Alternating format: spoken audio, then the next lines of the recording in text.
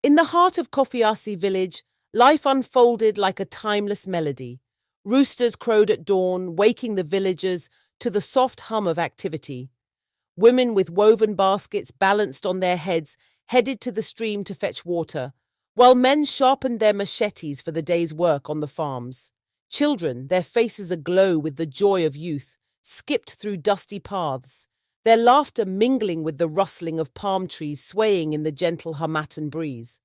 Amma, a bright-eyed 13-year-old, was the embodiment of this village's spirit.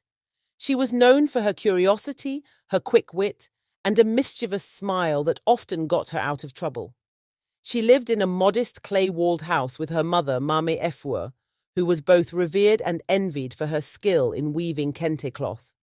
The vibrant patterns she created told stories of love, unity, and heritage, an art passed down from her mother and grandmother before her.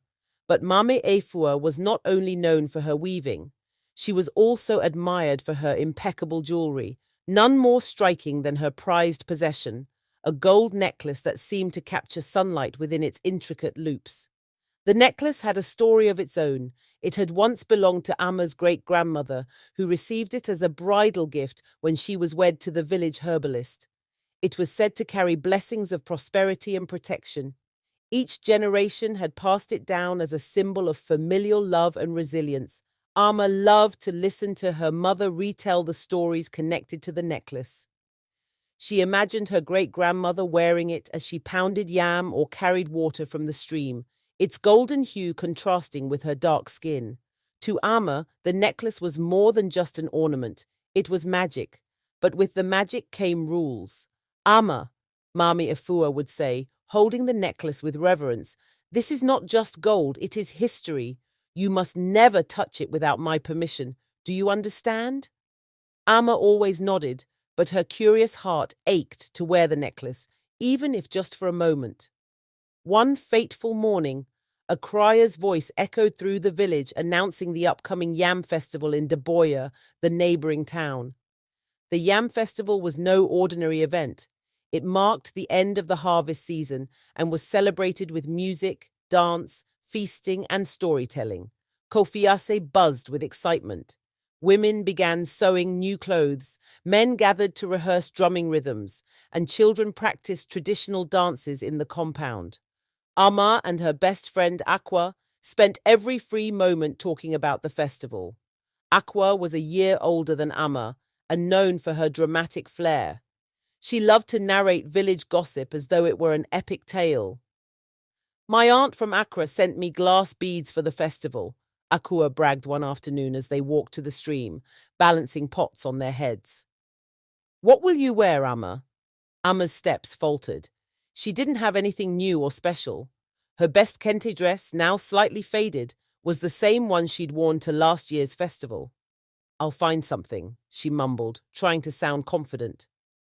That night, lying on her raffia mat, Amma's thoughts returned to the golden necklace. If she wore it, she would outshine everyone at the festival.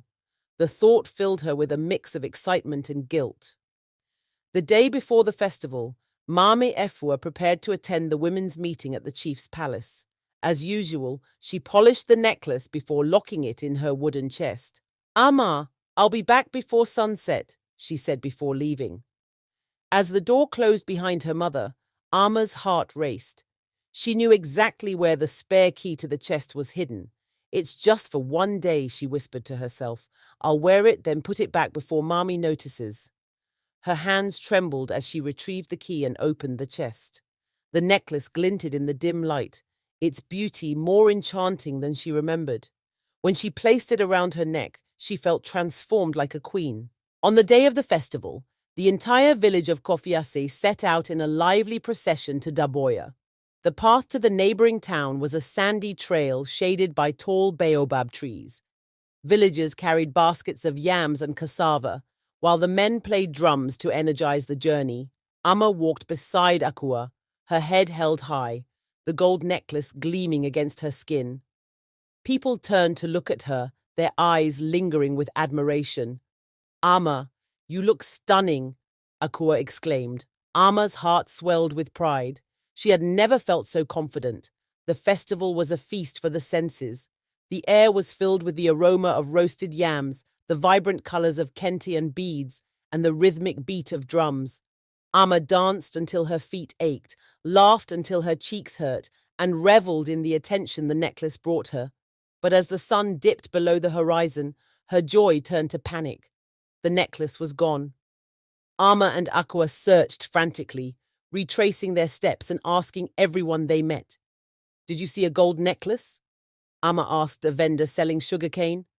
"No, child," the vendor replied, shaking his head. The night deepened and the festival crowd began to thin. Aqua tried to comfort Amma, but her friend's despair was palpable. "We have to go," Aqua finally said, pulling Amma by the hand. Amma's heart felt heavy as they walked back to Kofiase.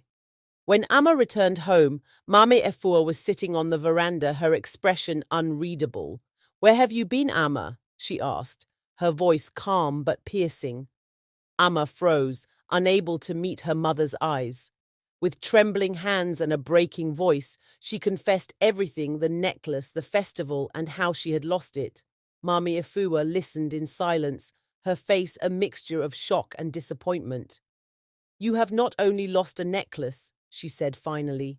"You have lost a piece of our family's soul." Her words cut deeper than any punishment. News of Amma's mistake spread quickly.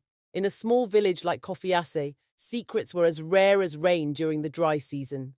Children teased her, adults looked at her with pity, and even Aqua seemed more distant. Amma felt isolated, but she knew she had to make things right. Determined to earn back her mother's trust, Amma began helping with everything. She woke up earlier than usual, fetched extra water, and even started learning how to weave kente from her mother. Though Mame Efua remained distant, she noticed her daughter's efforts. Months later, during a trip to the market, a trader approached Mame Efua.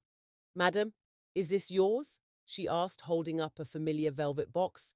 It turned out that the necklace had been found by a stranger at the festival and sold to the trader. Mame Efua's joy was tempered by a sense of caution. That evening, she handed the necklace back to Amma. "This is not just gold," she said. "It is trust, and trust, once broken, is not easily mended. Do you understand that now?" Amma nodded, tears streaming down her face. From that day forward, Amma became more responsible.